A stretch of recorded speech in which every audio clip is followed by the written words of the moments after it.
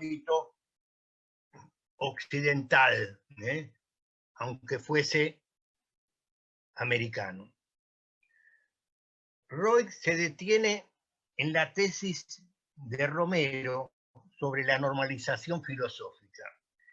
Si bien esta tesis ayudó a la institucionalización de la filosofía, también generó un academicismo y un profesionalismo estrecho que redujo la historia de las ideas a una exposición conceptualista de doctrinas, fechas y periodizaciones, a un documentalismo que olvidó la investigación sobre la función social de las ideas, alimentando una ideología universitaria, donde la historia de la filosofía aparece como un saber compartimentado que se nutre a sí mismo.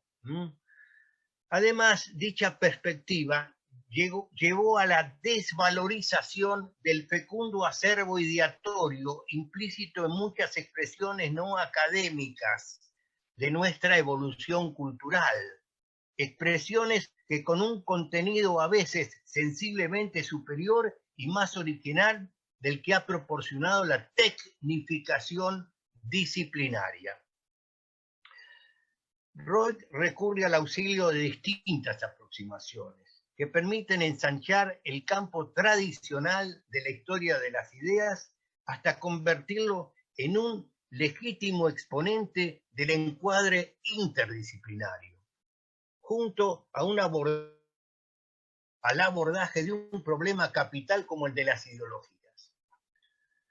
En su libro Esquema para la historia de la filosofía ecuatoriana, además del esfuerzo que representa para develar un panorama reflexivo escasamente investigado, llega Arturo a Ecuador y da vuelta la historia de las ideas, el pensamiento ecuatoriano, casi de un día o por lo menos de un año para otro, porque llega hacia 1977 y en pocos años crea una biblioteca, ¿no? De pensadores ecuatorianos, ¿no? De alguna manera, si no desconocida, bastante relegada dentro de lo que ha sido en su propio país de origen. Somete también a discusión varios de los atributos que se emplean en ese libro sobre filosofía ecuatoriana para caracterizar al filosofar latinoamericano como su presunto rasgo imitativo o la separación entre filósofos mayores y menores, sin que se valore las ideas en relación con el rol que cumplen dentro del sistema. Allí se aparta él del estilo puramente panegírico o la denostación. La filosofía y el filósofo deben insertarse en un contexto más amplio, de cuneo histórico-social, donde no está ausente la pugna por el poder, ni más ni menos. También rehúye Roig el parámetro europeísta que se aplica para establecer un filósofo prototípico y que termina por negarle entidad filosófica a nuestra reflexión. Por un lado ellos y por otro lado nosotros los plebeyos, provocando una alienación cultural con sentimientos de minusvalía e inferioridad. No somos casi nada, somos muy poco y alguna vez no sé cuándo va a madurar, porque también se decía, un cacique araucano, por más que lo eduques durante 100 años, va a seguir siendo siempre cacique y araucano, prácticamente un indio más. Entonces, bueno, y con respecto a la filosofía latinoamericana, nuestroamericana, también se han estado viendo con mucha, digamos así, en todo caso, en el mejor de los casos, como permisividad, etcétera, aunque ya ahora no se puede ocultar tanto eso en la medida que están los filósofos de nuestro continente a la altura de los europeos y muchas veces diciendo una cantidad de cosas que en medio de la obsolescencia o de la, digamos así, minusvalía también que ha cobrado, que ha tenido la llamada filosofía occidental, están de alguna manera como siendo la voz cantante. Ya al principio yo había mostrado de lo que representa las corrientes de la liberación, por lo menos para citar una de las tantas, ¿no? Bueno, entonces, Seguimos con el texto de Roy sobre la filosofía en Ecuador, que la hace a los pocos años de llegar exiliado a ese país. En realidad, él de alguna manera u otra, como no le dejó de venir bien esa especie de derivación un poquito así media subtropical, ¿no? Porque un poco las malas lenguas decían que en realidad en México no podía estar porque no podía haber dos grandes figuras, con Leopoldo Sea, por ejemplo, ¿no es así? Que era el padre y señor de alguna manera yo qué sé, de la cosa local, ¿no? Entonces, bueno, y llega a Ecuador y realmente hace todo como una reconstrucción, ¿no? Importante del pensamiento, pero al mismo tiempo materialmente establece una biblioteca de una calidad, de un calibre insospechado por los propios ecuatorianos. Entonces, ¿qué estábamos diciendo? Estábamos en realidad pasando revista un poco a ese texto sobre la filosofía en Ecuador, y entre otras cosas podemos ver que en él refrenda Arturo la temida contaminación de la filosofía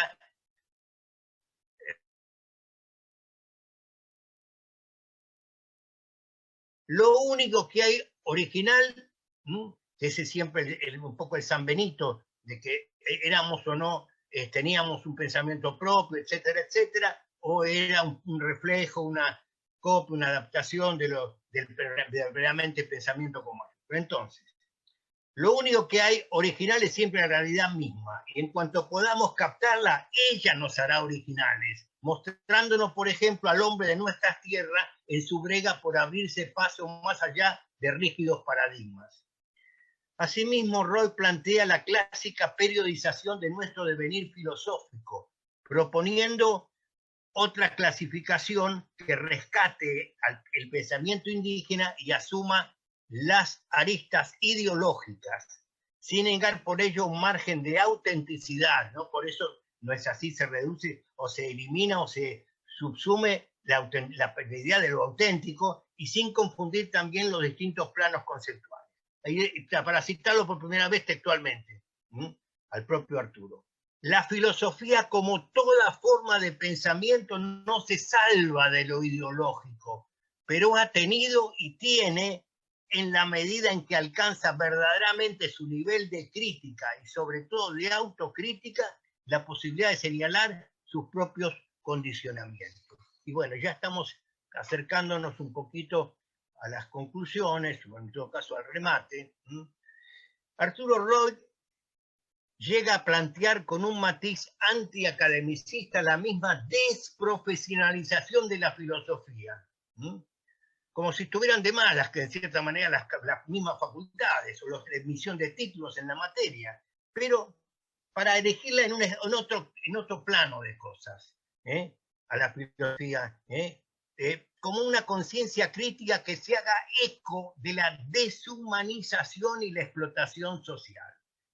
La filosofía no aparece aquí como furgón de cola de los procesos vitales, sino como un saber auroral y transformador, que delata y al mismo tiempo anticipa un porvenir más esperanzador. La historia de las ideas se ve compelida a asumir su propia ampliación metodológica, que entre otras cosas implica preservar su carácter científico, pero incorporando explícitamente los juicios de valor para contribuir a desmenuzar las estructuras anacrónicas y facilitar la realización de nuestra América sojuzgada. En síntesis, Arturo Arroy cabe entroncarlos con una gran tradición filosófica, aquella que relaciona el mundo mentadamente de las ideas con la dimensión irrespetuosa de los conflictos sociales e internacionales, con la tendencia hacia la autoafirmación y a la plasmación de nuestra propia identidad. Hasta aquí lo que he podido transmitir para esta magna ocasión sobre la figura del maestro, de maestro, de maestro, porque ya son 3 generaciones que de alguna manera están siguiendo ahí la ruta royciana y afines.